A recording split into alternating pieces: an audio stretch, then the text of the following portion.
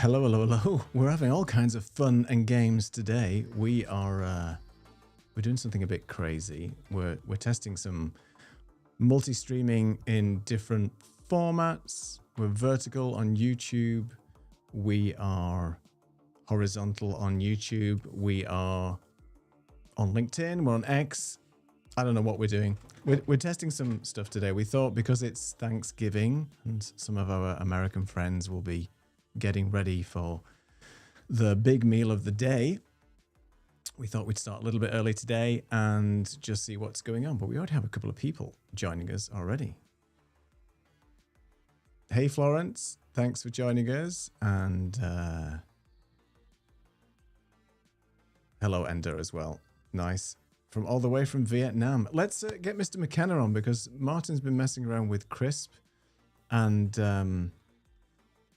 yeah, is this thing actually working now? I'm just trying to work out what's going on. It doesn't matter. I'm seeing different multiple screens. That's why I'm a bit confused today. But bear with me. It's been a bit of a week. But let's bring Martin on. Hello, Martin. How you doing? Hello, everybody. Oh, you're sounding very different today. What's happening? So, in the background, I've got a lot of work going on, some building work across the road from me, and there is a pile driver, which is just continuously all day long going gudung, gudung, gudung, gudung. So I thought I should really try some noise cancellation. I've never used Crisp before, but I downloaded it this morning. And now my microphone is going via Crisp for noise reduction purposes.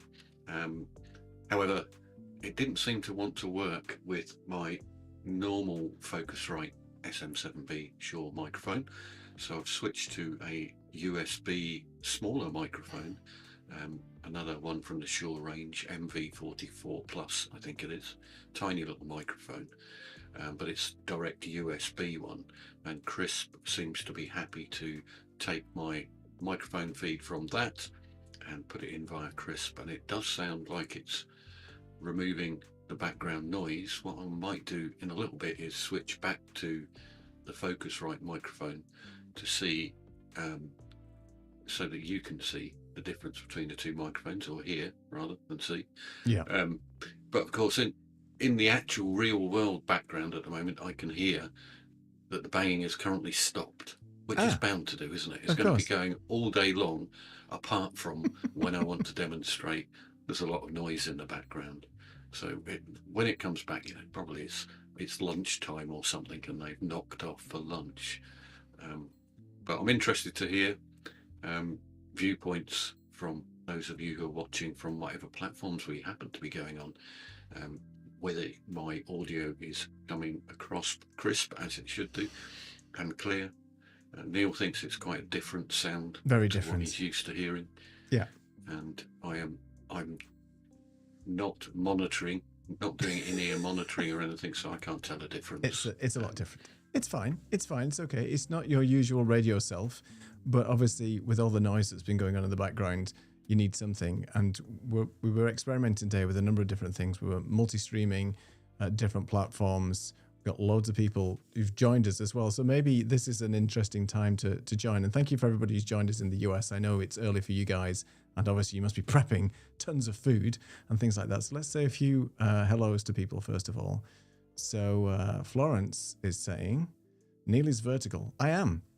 Martin should be vertical now as well, which is great. Hello, Saeed. Thank you so much for joining us. Mr. Nugent. Hello, Kirk. It's early for you. Thanks for joining us today. Hey, Kirk. Is this the beta version? We cannot confirm or deny, but wait and see. Maybe. Let's see. We're still doing testing, actually, obviously. we can confirm that it's not the beta version. I like your style, Martin. It's not been released. No, it's not been released. So the beta version has not been released yet. So we're just experimenting. Hello, Maggie. Thank you for joining me today. And Martin, we're working wine on the phone. Great. And we've got Subicio in South Africa. I'm not sure if I'm saying your name right. I do apologize if I've butchered your name there, but thank you for joining us. Saeed is saying, could you please sync your lives with my calendar? I'm confused. Well, we did say a couple of weeks ago that we've decided to go live at 2 p.m. UK, 3 p.m. Central European time. For a while, we're just going to try this time slot because we feel if it's early in the morning, people might want to join us from the US and Australia at different time zones. I know it's late in the evening in Australia for some, early in the US for others. So we thought maybe this is a sweet spot for people to join us and hang out. But let's see. Saeed says, you sound a bit cheap. No bass, more like a notebook mic. He's calling you cheap, Martin. Yeah, he's calling me cheap. What I'm going to do is I'm going to switch my microphone back to the other one because I can hear noise going on now in the background. So let me just switch back to the Scarlett microphone. Or, yeah, that's the Scarlett one. It's going to be loud now. I can we'll feel bring it. that back. Oh, there you go. That's better. I can hear a bit of noise in the background, a bit of hiss, but I can hear you anyway, at least.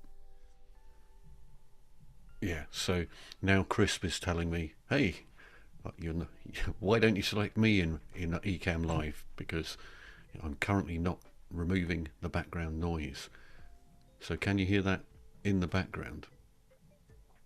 I can hear the thumping in the background, yeah, just about. There's a little bit of background music going on as well that we're doing, but Ender also says that your microphone isn't great. I mean, the problem is that when you use something like Crisp, 90% of the time it's fine, but obviously if it's not allowing Martin to be able to select his correct microphone for whatever reason. And I know a lot of people do use Crisp out there for Mac and so on, and I don't know why it's not selecting your microphone. Considering it's a USB interface, what does it care? I don't know. We need to do more testing with that and as well. But we'll just have to see. I'm just going to switch over to my YouTube side. I just want to turn the volume off because I don't know what I'm looking at right now. So let me just double check because people are saying things are working and so on. Okay. Well, I'm actually looking at a vertical stream with you and I on here as well. That's cool. So that seems to be working. I'm fudging this at the moment because I'm actually doing two streams at the same time from my system. So just let me know in the comments if you're watching on the vertical side. You got Martin and I in that vertical setup at the moment. What's the quality like? Because I'm actually experimenting with different not frame rates but resolutions and bit rates and things just to check because I'm just curious and because I'm using Streamalive because I'm using Restream, thank you, and also on Starlink, then I can't have multiple streams going on at the same time without it affecting my bandwidth. But I think Restream's doing its job, and I'm sending out a single vertical stream to YouTube as well at the same time. So that was a bit of a faff. It's very confusing for people having two YouTube live streams going on at the same time, but one is purely in vertical, one is in widescreen. So we'll see. It seems to look okay. I mean, we've tested a lot of stuff in vertical in the past, but at least with this, we know that it's going and working well on YouTube anyway, at least. So what else are we chatting about today? I know that you've mentioned some music software. Have you been playing with that? I'll tell you my thoughts on it and what I've been doing. Yeah, so just really yesterday, I just thought I should really go and have a look at music software, and partially driven by the fact that my Envato Elements subscription was about to renew, and that is, it's going on it's a fair amount of money per annum for that. And nowadays I don't use Envato Elements for any of the video content because I'm creating all of that using AI. So in tools like Veed, in particular for the video content, and even still images, they're all created in Ideogram or Kittle or another AI tool.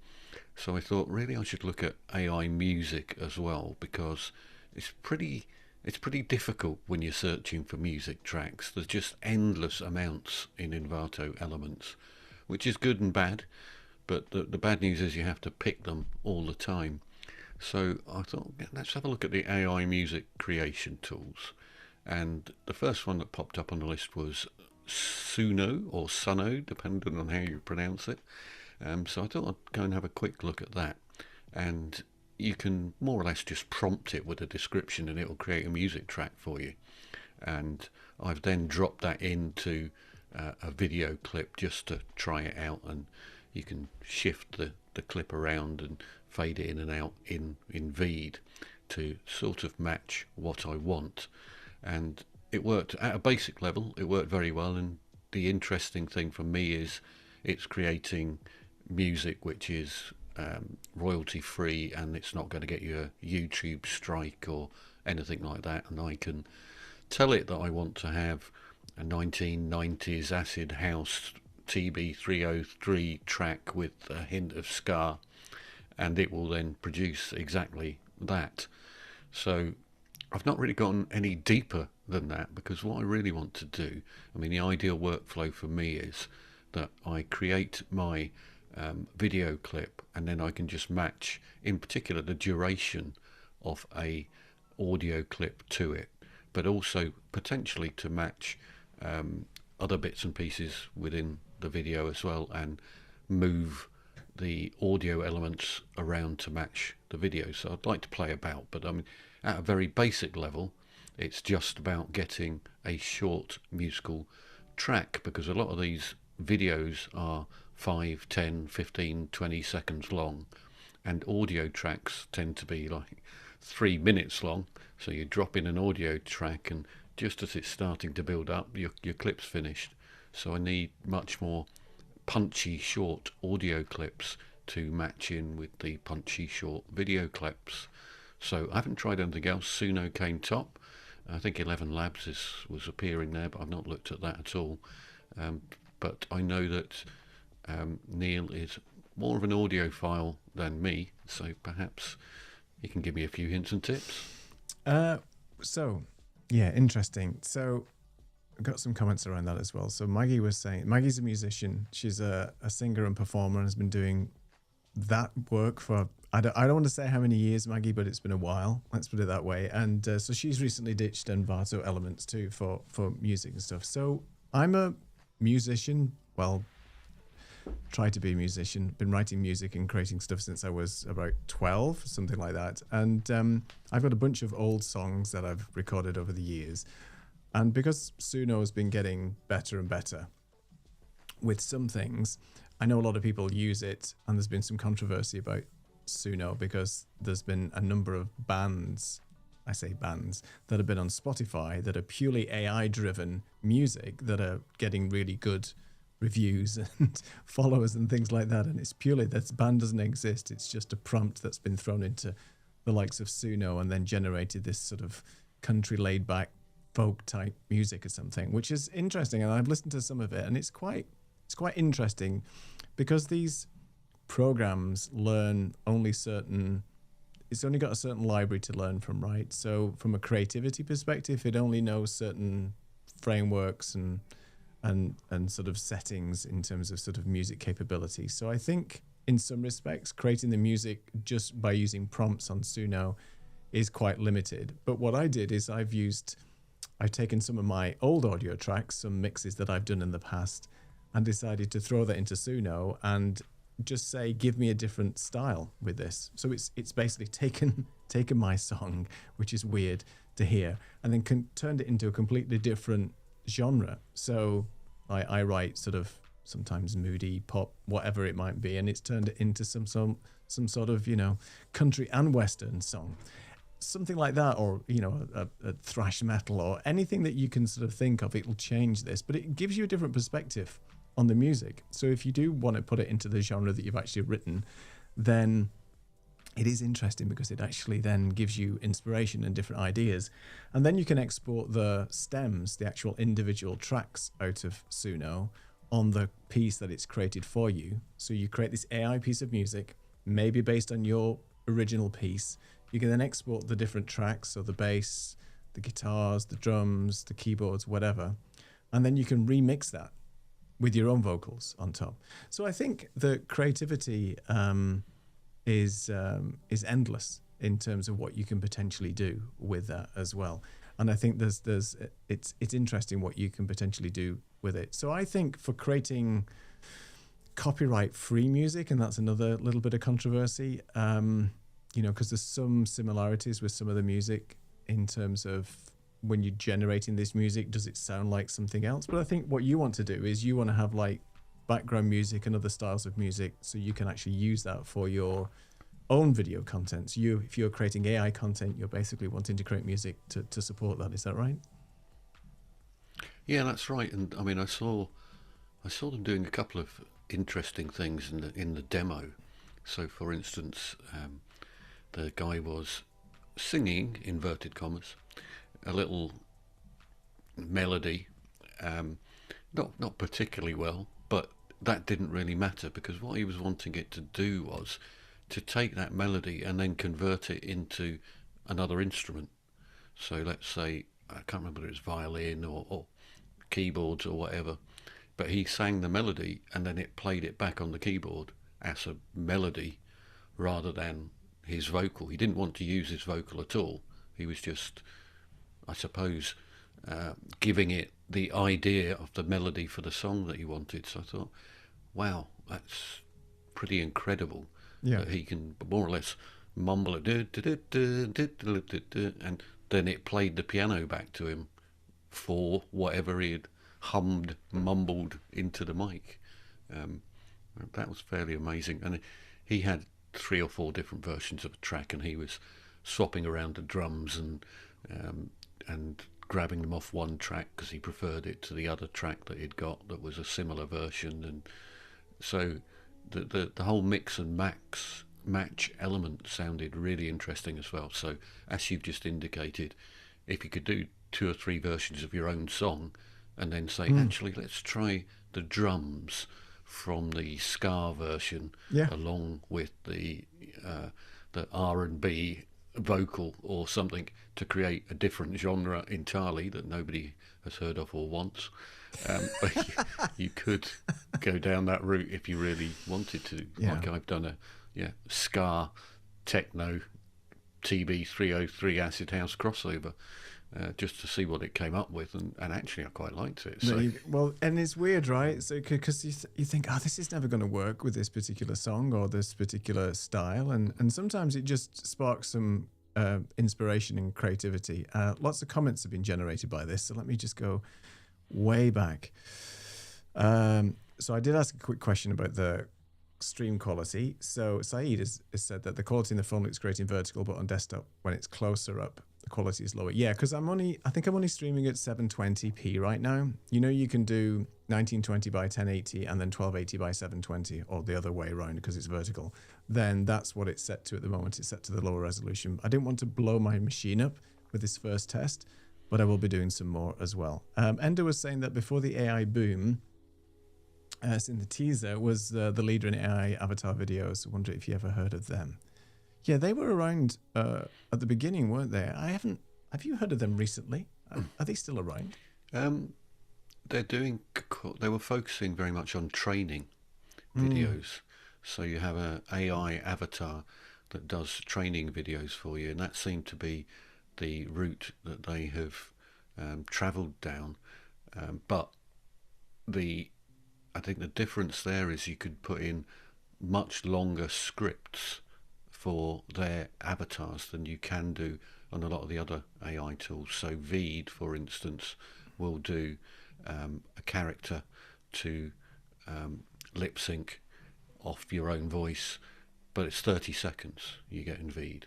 Yeah. And that really, if you're doing a training video, that's not long enough. I spent 4 hours doing a little training video that was 2.5 minutes long. I mean, it looked great when it was finished, but I'm not going to sit there for 4 hours to do a 2.5 minute video when, in particular, because we've got Ecamm, yeah, exactly. I can just sit here and on green screen or otherwise in the corner of the screen, and why bother being my avatar self when I can be my real self and just record the whole thing?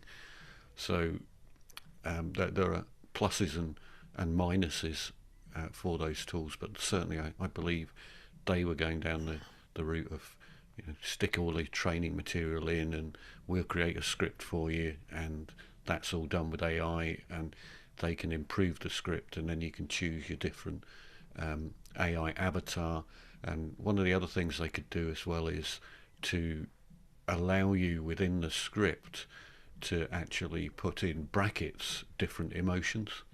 So halfway through the script, if you want them to get excited, then they get excited. If you want them to be a little flatter, then you can ask it to do that by just putting literally excited in brackets, and then they'll be excited till the next time that you put another bracket in. So you got to. So if you, unless you put another one in, they could be excited for a bit too long. But you can certainly ask it to do all those sort of things, and it does it very well from what I have seen. It's great from what I've seen as well. And it's a little bit like I've been playing around with, what's it called? HeyGen, similar thing. So you record a 2-minute, 3-minute video of yourself just like this. Try not to do too many hand gestures and things. And then you can either script and create a script, put it in, it'll lip sync to a voice that sounds really nothing like you. So you really have to either then do an audio dub of it yourself, or you get something like 11 Labs, which is very good at voice cloning, and then use 11 Labs, which connects then to HeyGen. So it's a bit of a faff, but I've just been playing with it. I just thought I'll just pay for a month, see what I can do with it. The quality of the video is pretty good, but the lip syncing is a little bit, it's not great. I've seen better. Tons of comments again, so let me just try and catch up with some of these. So Said talks about the Elgato voice focus. Yes, Said. So I think I did a video on my channel some months back around the voice focus. I think it worked really well, actually. I have tried Crisp in the past and couldn't sort of get my head around sort of some of the settings, but with the Elgato voice focus software that you can get, I think on the Wavelink software, if you get one of their XLR or one of their mics, it comes with that as well. I think you may have to pay for it now. I can't remember. But the point is, it was free when I was testing it, and it did an amazing job. I had an air conditioning unit right next to me, blowing and making this horrible noise, and just switched on the voice focus. And what I found is that if it wasn't set to 100%, which inevitably you don't want to do this, you don't want to do this because it obviously will give you lots of artifacting. I think it did an amazing job at removing all the background noise. So maybe we should try that with you next, Martin, to try the voice focus, because it actually uses AI algorithms to work out what is a human voice versus what's going on in the background. And it will just eliminate everything. It did sound a little bit too dead to me in some respects. Like if you're listening through headphones, you know, when you're in a anechoic chamber, for example, it's completely dead and you hear nothing. There's no room noise, no room tone. So I think it's important to have a little bit of that, but it worked okay. Let's have a look. So Anders saying both vertical and horizontal look good to him. Great. So yes, you would get 2 notifications, because the first time I'm actually just going to YouTube twice at the same time. I didn't even know you could do that. I didn't know YouTube would allow you to like stream within like a second of each other to the same channel with the same content. So yeah, it's fine. Let's have a see. I fixed it. So is that something? Mm-hmm. Is that something you needed to apply for on YouTube? There seem to be various notifications going around saying, "Oh, I think you'll need something to be set in YouTube to be able to do both at the same time." No, I don't think so. But is that just a passing requirement that's now disappeared and it just happens? I mean, it worked for me. I didn't change anything. So I'm going live via Restream from Ecamm, and then going live from Ecamm to YouTube at the same time. So both streams, and I set them up to go live at the same time. So I just started the stream at the same time, and it seemed to work. Yes, Saeed, sorry. I was in a rush fixing my vertical side of things. So I fixed the pixels now. It was 3 pixels out. I could see it. I was like, no, it's not. And like, oh, yes, it is. Yeah. So thanks, Saeed, for keeping me on point here. So Maggie was saying she believes that regarding Suno, that the late John Wright's beautiful folky stuff is being used. That's interesting, because they are taking references from artists maybe that have passed away. I don't know whether to get around any copyright, because I think it's 50 years, isn't it, or something like that? Isn't that the copyright laws for music? Like all the it's something like that. Because Michael Jackson bought all the Woody Beatles Guthrie stuff and things like that's appearing, isn't it? So yes.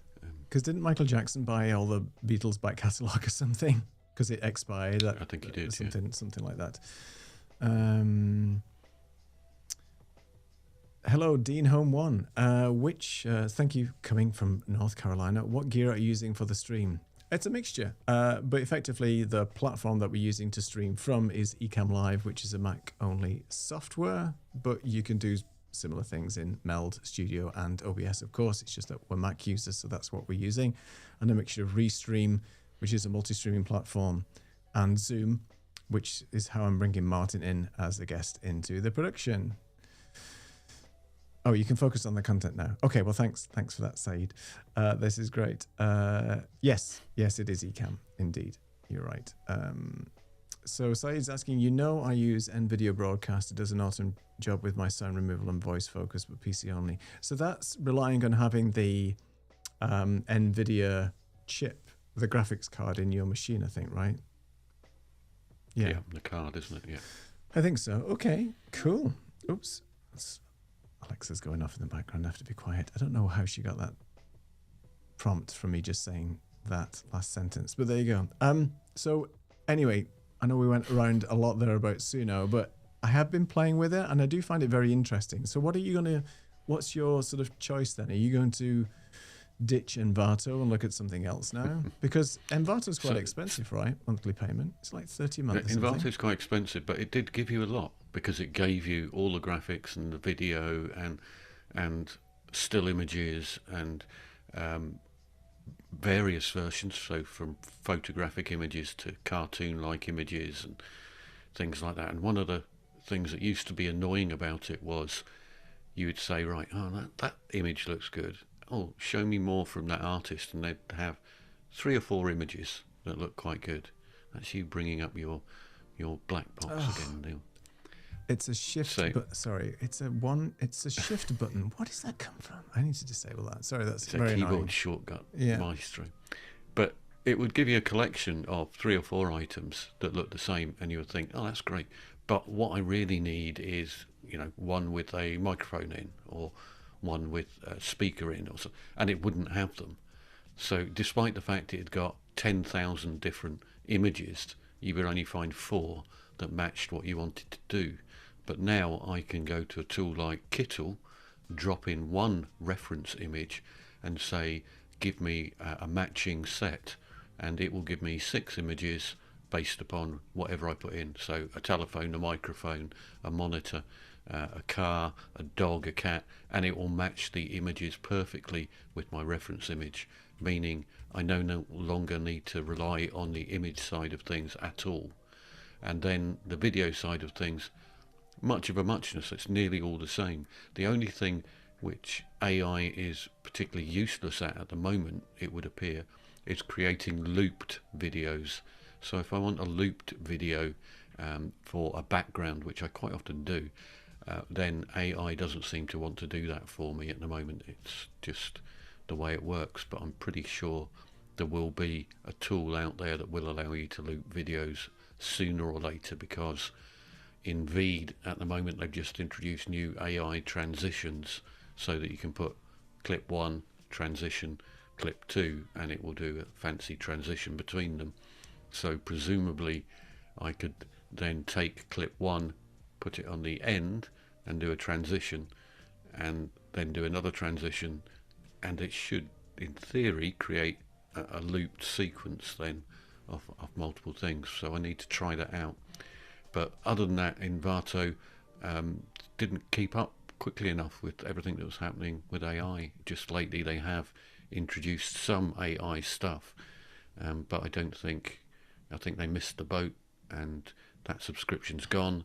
It's Black Friday, so there's 40% off Suno at the moment. The brief look I've had at it, I thought, oh my lord, do I really want to do this? Because I can see it being a very interesting rabbit hole that I could spend days and days and days going down, because there's so much in there. But I don't know of any more basic, simple versions of AI music creation that are out there, because I've not had a look. So if anybody's got any tools that they have tried and didn't like, or tried and liked in the AI music creation world for my use case, which is basically just a short clip of music, probably 5 to 20 seconds long, no more than a minute long of music. Then drop something in the comments and let us know what tools you're using and what you like or don't like for AI music creation for someone with no musical talent. I've got a couple of questions for you and some interesting workflows that Dean's using. So first question from Saeed. I can give you my opinion on some software that I've used, some tools that I've used in the past that I don't subscribe to them anymore. But can you use the Envato stuff after you cancel the subscription? I'll tell you how it works for some others, but you go ahead. I believe that you can continue to use stuff if you downloaded it with a license to use it. So there's always a pop-up that says, do you want to download this with a license? And nearly always you just say, nah, can't be bothered. But you're a bit screwed then if you've cancelled your subscription and you haven't downloaded the licenses with every one of the items you're going to use, then officially, no, I don't think you can. So if you've downloaded the license with it, you're clear, you're good to go. But I'm going to say probably 99% of the people who use it don't bother downloading the license. The only occasions I ever did was for music. In case I got a strike on YouTube, I would download the license. And I think in all the time I ever used it, I only needed to submit the license once to YouTube to show I'd got a license. Once ever. So I don't consider that to be, something I'm too worried about. I used it's not Artlist, it's something like that, where it was just music specifically for my previous YouTube channels before I started live streaming and things. And the 30s and C's basically said that within that duration of your subscription, you're obviously free to use, it's all licensed and things. And if you terminate your subscription, all the videos that you've previously had the music on, because it's within that subscription period, and they know when the video was published and they know when you had your subscription, then you're fine. It's if you then reuse the music after the fact and then you don't have your subscription, then you would potentially get a copyright strike or something related to that. So they're quite good in that respect, because you can't expect people to subscribe to them forever, and then you'd have to take all your YouTube videos down that you've used their music for. That wouldn't be good practice. So that works, I think, and that's fine. But you have to be careful. I know that when we did, I think either a live stream and the monetize was checked for that particular stream. I don't do that anymore for any of the live streams. None of them are sort of have the monetize, because it's annoying because you get adverts and things in live streams. I know that it picked up and said, this can't be monetized because you're using Envato Elements audio at the beginning. Because I think it was like one of your streams where you had an Envato Elements audio, and it said, nah, you can't do that because it's not associated with me. It was actually coming on my channel as well, because we were multi-streaming. So you got to be careful with that as well. If you are multi-streaming, or if you are pairing channels, or if you're collaborating with other users, then you've got to make sure that the music you're using is copyright for both of those channels, because what you don't want is one person to have a license and the other one not. So that's an interesting one, because I don't know how many people have used the collaboration feature on YouTube. I've used it for 2 or 3 projects that I was working with some vendors, and you can't do it for live streaming right now. So if I create a video, post it on YouTube, I can toggle and ask somebody to invite them to be a collaborator. So all that means is if they accept, that video shows up on their channel, it shows up on my channel, and then when you click on the video, you'll see 2 little icons side by side, which is saying that this is a collaboration project, which is cool. So just be careful when you're using that type of music that you don't want to break anything and so on. More comments coming in. Let me have a look. This is an interesting one, Dean. We should get you on the show, actually. You use Blackmagic Web Presenter, never seen that before, to restream for YouTube and Kick, Video Assist with USB to Mac Mini for Twitch, and then on a Mac, I use Prism to take the video feed to... My mind's already blown. So, Dean, I know you're in North Carolina. If you want to come on the show at some point in the future, in the next couple of weeks, and talk about your setup, because we love talking about tech setups and something completely different than Ecamm, OBS and whatever. I have the Blackmagic Decklink Quad card that I'm using to pull in all the video from the various video sources I have here.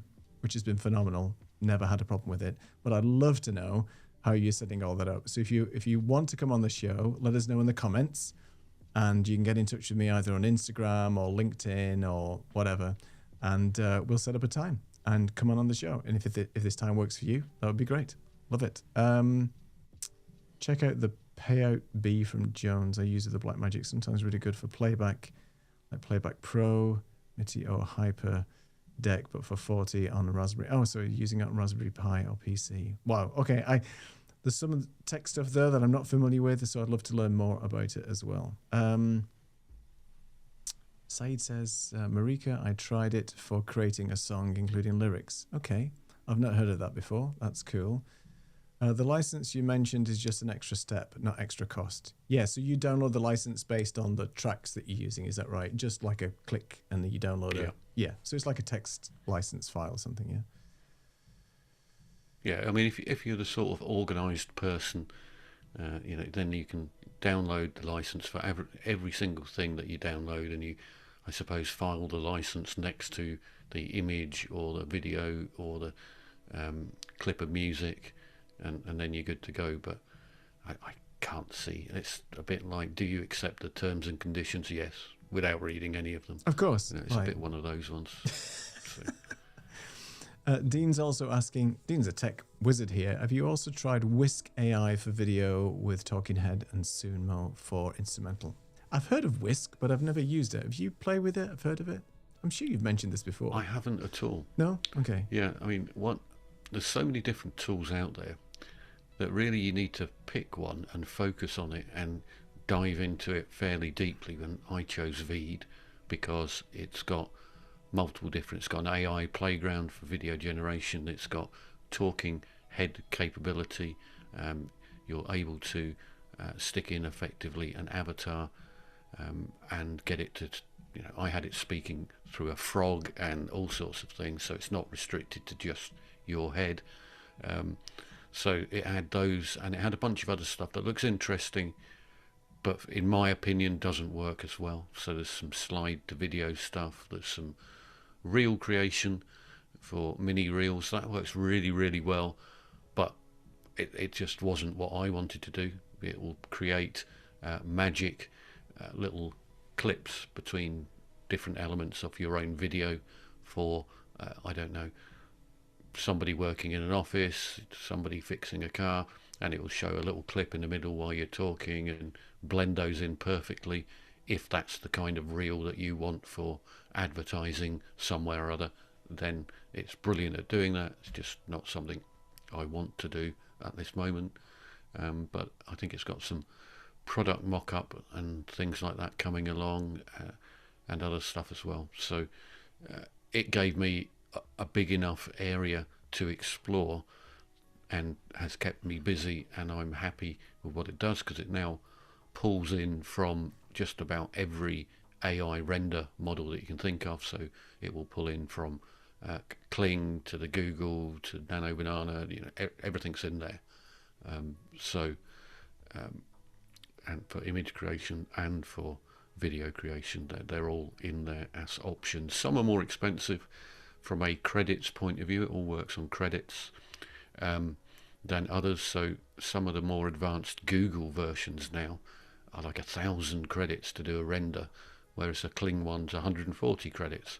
So really? Lo and behold, I haven't actually tried the really expensive Google ones, but I'm assuming all of these different organisations have arrangements financially with all the other different organisations. So fantastic.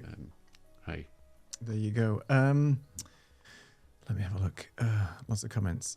So Dean is definitely up for coming on the show. Great. So my Instagram is my name, Neil Faramond, or you can get in touch with me via YouTube or somewhere. I don't want to put my email address on here, but you can get in touch with me some way. So let me know. I'm also on Instagram and LinkedIn as well. So we'll find each other and we'll get a time set up for the future. This time seems to work for a lot of people. I can see we've got a number of people in the chat and stuff, and I think it's a great time to keep going. So I think 2 p.m. is works for us. Let us know in the comments if 2 p.m.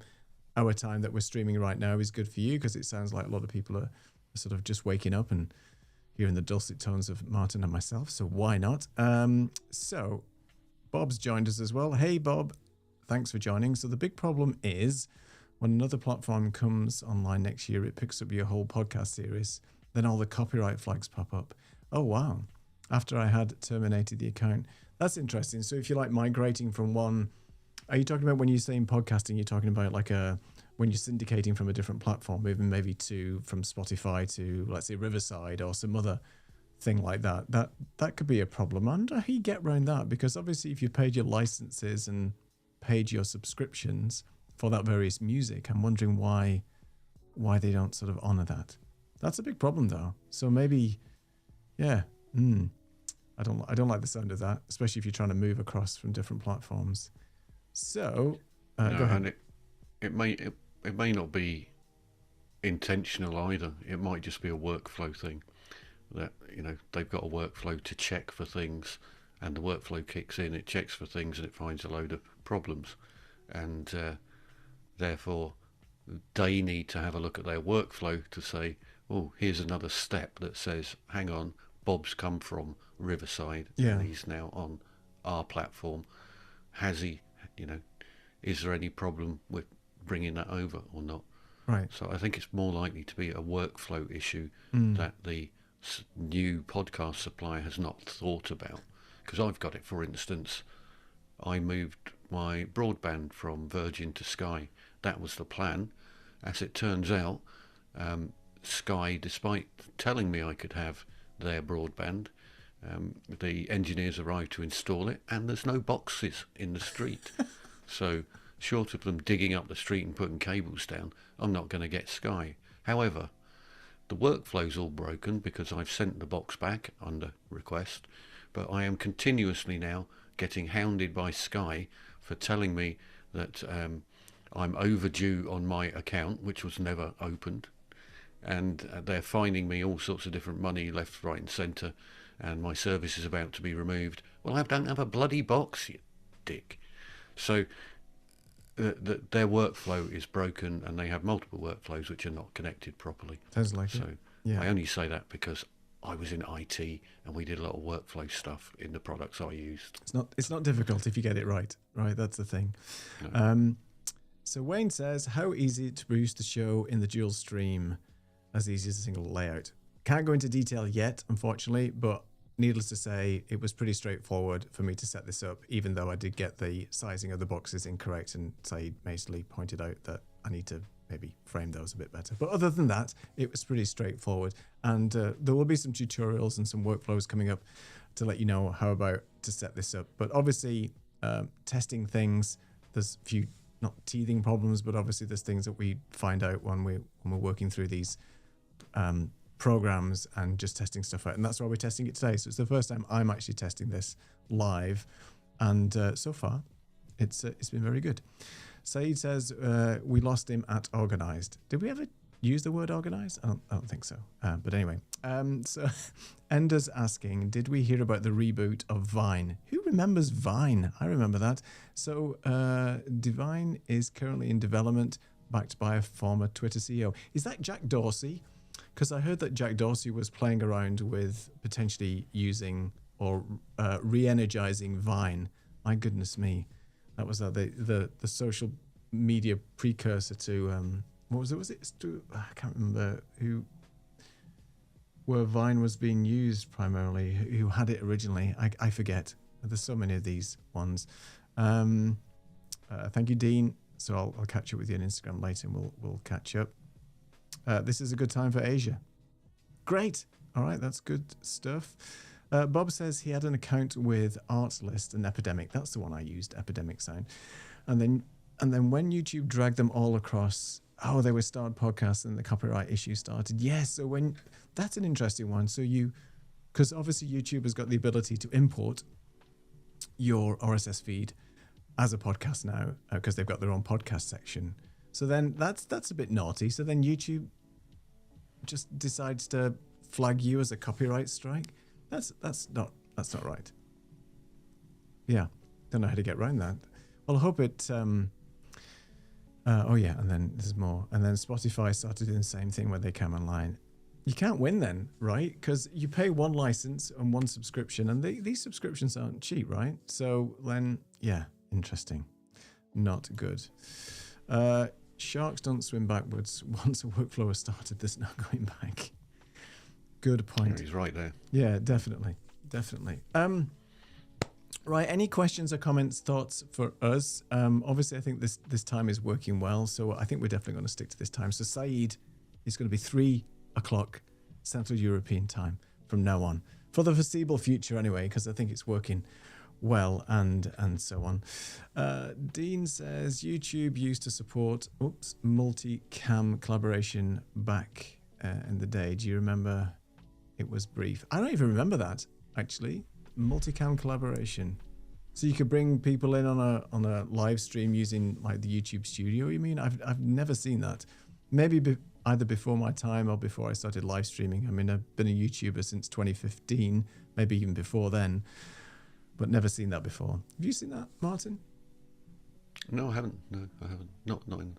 Interesting. Not if I understand what's being yeah. said. Yeah. I'm not sure, but yeah, maybe you explain a little bit more about what there is. Oh yeah, so he says yes. All right, so it was using YouTube Studio. I don't really use YouTube Studio. I mean, that was obviously the time everybody had to use YouTube Studio, or back in the day when you could use your phone for that when they first came out, and then obviously platforms like StreamYard and Restream and EVMux and Riverside all came out with allowing you to actually do their own sort of platforms and stuff. That is interesting. Yeah, we'll have to. Hopefully, they don't need to go back to that again. I'm not sure how YouTube is handling, or will be handling the vertical horizontal multi-streaming. I don't know whether anybody's got any thoughts on that. They teased it a few months ago for the creator side, but I know some people have got it and it's been rolling out. I don't have it at the moment. So the idea is that one YouTube feed from your platform could then be split by YouTube into horizontal and vertical, which would be quite interesting. So I haven't got access to that yet. I'm just using software to do what I'm doing right now. So that would potentially allow you to do way more things. So you could go vertical to another platform. I was going to say, go ahead. And in terms of comments coming in, are you able to see the difference between the platforms via Restream for which platform the comments are coming in from, and also if you're streaming in horizontal and vertical to YouTube, for instance, can you tell if somebody is watching in the vertical version and then commenting in vertical as opposed to commenting on the landscape version? Yeah, Saeed's just mentioned about that actually. So he finds it hard to watch live streams on vertical on the phone. I just have to fix that layout a little bit. At the moment, I've just thrown the layout out there. There's no comments coming in from this side of the tool into vertical at the moment anyway. It's only on the horizontal stream. So I do have guides and setups for that, but I just haven't really played with it at the moment. And I think what I need to do is take a screenshot. In fact, I should do that now of the vertical stream and then see what it looks like and so on. In fact, I'll just do that. Martin will talk about something. You do. Yeah, I'll fill in. You can fill in. Thank you very much. Go ahead. The interesting thing about vertical actually is that depending on which platform you're on, the comments take up more space or less space. It's particularly bad actually in YouTube, that just chunks up tons of space for you. But some of the other platforms do that as well. Bizarrely, the one which is the nicest or the kindest is LinkedIn. So LinkedIn just takes a tiny little strip down the bottom where it's putting your comments in, and it's much more friendly therefore to set up your layouts for LinkedIn. The bad news is if you stream live vertical to LinkedIn, then looking at it on your phone it looks pretty awful because it's just a tiny little strip down the middle of the vertical. Looks fine on a larger screen, but once you've finished your live, if you then look at the playback on LinkedIn in vertical on your phone, it looks absolutely excellent. In fact, I would say it's better than any of the others in terms of a playback. Now, it has squeezed the margins a bit recently. It's certainly changed the sort of the cropping margins and things on it. But even so, it doesn't flag up loads of buttons all over the place that are getting in the way of your stream so it looks really crisp and clean in vertical on replay only on LinkedIn. We're hoping that at some point or other, being as they've got all these different options in place to promote vertical video and things like that, that they're going to allow vertical streaming live to LinkedIn and honour the aspect ratio for people watching. I think that's inevitable that it will happen, but as various people have pointed out, the left hand and the right hand don't necessarily know what they're doing, and Microsoft are involved as well, so anything could happen, and maybe they'll just say, yeah, of course you can, but we're going to monetize that. So we'll see. Definitely. Yeah, I mean, I'm hoping that LinkedIn will get a bit better with the whole vertical thing, especially allowing you to see it properly when you do go live, but we shall see. Dean mentioned that there are a lot of features on YouTube, like SRT, and HDR, but not all of us have access. Yeah, the high dynamic range stuff is interesting, and the SRT stuff is also interesting for live streaming, but yeah, I don't have access to it as well. Oops, I've just moved my comments out of the way. So Saeed has kindly taken a screenshot. Thank you. I had a quick look. It doesn't look terrible, but I think the quality needs to be changed on the vertical side. I need to flick that switch, but it's fine. And he also mentions that what he says was that the keyboard pops up, and then when you want to comment, which crops a third of the video. Yeah, that's just the way it is on vertical. There's only so much space you can have, and if we made ourselves really, really small, then it wouldn't be great, because I have a screen that's just the active speaker, and Martin's the active speaker right now. But yeah, I'd have to see how that works. We'll have to play around with it. Only time will tell. There's only so much space you've got on the vertical side anyway that works, but you will see. I'm going to give everybody the 3-minute warning because it's nearly 3 o'clock. Yeah. We're going to stop at the top of the hour, but carry on, Martin. We can go over as well. It's no problem. Yeah, I was going to say, I think actually that there is more screen estate than you would think on vertical, because if you think about it, people watch soccer games, they watch movies, they watch all sorts on vertical. There is a bit of an obsession that I see with people in vertical thinking they need to fill up the whole of the screen with their face, and that's the typical sort of doing the selfie type version because they've seen other people doing it. But actually, you can put yourself in little frames further up the screen and you still look pretty big, much bigger than the average soccer player who you're watching or the average movie star who you're watching. So there's more space than you think. We've had up to 10 guests in vertical on, and it looked really, really good.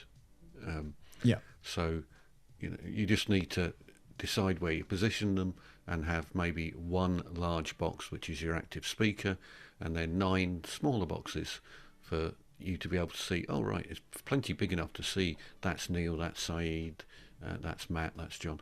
And then the active speaker is the one that pops up larger. And we had it cleverly in black and white for all of the guests, and then the active speaker would pop up in colour. And that's just, you look at that on your phone and instantly you think, well, that was pretty cool. We're seeing all these people on the show, and then up pops the active speaker in colour at the top of the screen. Hopefully that's where the comments aren't going. And then just leave a bit of screen estate at the bottom, as much as you can for comments to come in, or for the keyboard to come in. So yeah, it's more to play with than you might think. Definitely. Saeed says, content tip, a template with safe zones to help other creators. We do have one somewhere. I could probably dig it out, put a link in this video in the comments, and then you can just download it. It's just a transparent PNG with some guides on there. I think you created one, didn't you, Martin? I'm sure I created one as well. Yeah, I did as well, because there's a couple of things you have to watch out for that you might not think about. The left-hand side and right-hand side of the screen might pop up with buttons coming in left and right, dependent on which platform you're in. And the other bizarre one is that things like an iPhone, where your camera sits at the very top of your iPhone screen, it's sort of a little lozenge shape. You may well find that you think you've got a lovely title at the top of your screen, and then you go to look at it back and you find out you've just got the text on the left and the right of the lozenge because it's chopped it out at the top. So you need to be careful of a few little things around the edges. So don't don't push your video or your content right to the edges of the screen. You're bound to lose something. And all of the phones have got kind of slightly different aspect ratios. They're not all the same. No. So it's quite complicated, but essentially the bottom line is you need to stick to the middle of the screen and not try to utilize the very edges anywhere at all. As much as you can. It will get lost somewhere or other. Yes, I agree. And we'll definitely try and post that out. I'll need to use it and dig it up again anyway if I'm going to do more vertical stuff. Dean's got a quick question. What are your thoughts on using your phone now as a cinema camera versus regular camera with apps like Blackmagic Camera app, making it easier? I love the Blackmagic Camera app. I have it on my phone. I use it all the time now. I don't like the iPhone app itself. And I think if you guys watch the channel Film Riot, who've been going forever, they're great guys, both now based in Texas, and they've made short films, and they just do guerrilla filmmaking, and that's where they started. And I'm a big fan of theirs, and I followed them for a while.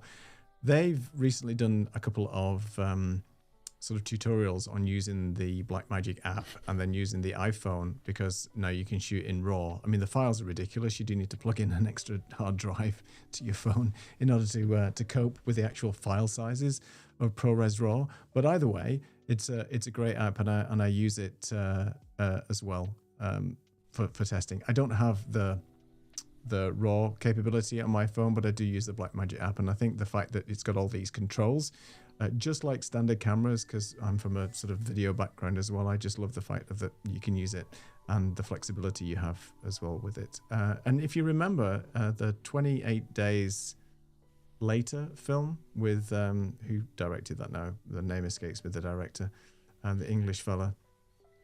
I can't remember his name. Anyway, somebody will put in the comments. Horror film. Yeah, the horror film. Yeah, the 28 Days Later. So he basically shot all that on an old. I don't think it was a phone at the time, but it wasn't a standard cinema camera. And his latest film, parts of that was shot on an iPhone as well. So it's really interesting that they are basically using these types of apps and workflows for cinema stuff. Danny Boyle, that's his name. And so yeah, he's it's interesting that people can just make this stuff on phones now and so on. Ryan Connolly, that's right, here's the guy's name from Film Riot, and it now streams to YouTube from the Blackmagic camera. I didn't know that, so I haven't updated it recently. So now you can stream live from YouTube using the Blackmagic camera, so you've got all the effects and things. There's so much stuff now you can use. Fantastic. Right. Wow. That's been a great conversation today. I thought we were just going to come on, play around with Crisp for 5 minutes. Things didn't work out well, and then we'd just disappear. Well, the power of vertical. Well, things didn't work out that horizontal. well with Crisp. I think that the 7-day trial of Crisp is pretty much over. I think I'd rather just have the noise in the background if the quality of which several people said that the quality of the mic had gone way down. So I won't be using it. And the fact that you can't use your actual interface that you want as well is a pain. But I would, we should try out maybe in the next stream or something in the background, just the Elgato voice focus software, because it's really good from what I tested anyway. I don't need to use it because my room's pretty well treated, but if there's any noise in the background, then yeah, I definitely would that. And yeah, great to meet you as well, Dean. Thanks so much for stopping by, and really nice that you've joined us. It's always nice to see new faces on the stream, and old faces as well. And yeah, we'll get in touch and you will be on the show. Maybe you can do it next week if you're free. We'll let you know and we'll get in touch anyway. With that, any other questions, comments, thoughts? Give us a quick shout out in the comments. I have to wait 15 seconds, of course. But yeah, I probably need some help from you, Martin, on redesigning. I don't want to say redesigning because I don't want to change anything too much, but just a little bit of tweaking on the vertical side of the workflow that I'm using right now, just to see if we can get it to look a bit better just based on the screenshots. And thanks, Saeed, for sending those screenshots out as well. I think we do need to just play around a little bit with that, because I'll probably end up doing this more regularly, because it's nice to give those two formats. I just have to be careful what I'm sharing in terms of what's visible on the vertical side, because if we just keep it talking heads, bring people in as guests and have a chat that way, it works well. But when you start to share stuff, that's when it becomes unusable. And maybe that's not what we do. We be intentional, and if we want to share something and demo it, we'll just go horizontal. And then if we're just doing this type of thing, we'll do both. Oh, we've got a new comment here. I have no idea who anybody is here, but this live stream got pushed to my front page on YouTube. Hurrah! YouTube is loving us for once. Hello. Well, thank you for joining us. We are both video production people. We use Ecamm Live, long shoulder, Ecamm Live for our production. And we go regularly live every week at this time in the UK, but thank you so much for just popping in, because that's the beauty of finding new people and things. And if you like this content, then yeah, just subscribe to the channels and come and join us on the live streams. We love talking about tech, video production and things, and we've got tons of different videos and tutorials and stuff all about this thing. We've got a lovely set of people that join us regularly as well. Some great people in the comments and in the community, and yeah. Spread the word. But thank you, YouTube. That's the first time YouTube's ever done that, or at least somebody's commented and said, we've just popped into their feed randomly. What a Thanksgiving treat for everybody. That's all I can say. Yeah, enjoy your Thanksgiving. That's the end of the show for us, isn't it? Nearly. Just to say thank you to everybody. Yeah, just to say thank you. Yeah, and we are grateful and thankful for everybody that's supported us over the years and so on. But you are interested in software thingy that you're using to stream. We're using Ecamm Live, which is a Mac-only software, but you can do something very similar, as I've mentioned, with OBS. And we've got some OBS experts. Saeed, the facilitator, is an OBS guy in here, and he can tell you all about it as well. You mentioned horizontal comments showing up at the bottom. Yes. Yeah, so in the horizontal feed, we can do that in the vertical as well. We're just not set that up at the moment as well. So yeah. Oh, and this is how Dean found us as well. See, that's interesting. What's YouTube doing? We'll find out. All right. Well, thanks everybody for joining us. Oh, and it wasn't random, but you popped into my feed, so I just dropped in. Wow. My mind is blown with all these new people joining us. Well, don't forget to subscribe, like, and all that wonderful stuff, and you'll get notified when we go live next time. But for us now, it's well over the hour. Thank you for joining us. Happy Thanksgiving. We're very grateful for you all being here. If I press the end button, it might not work, but I'm going to try it anyway. So thanks for joining us. Cheerio, everyone. Bye.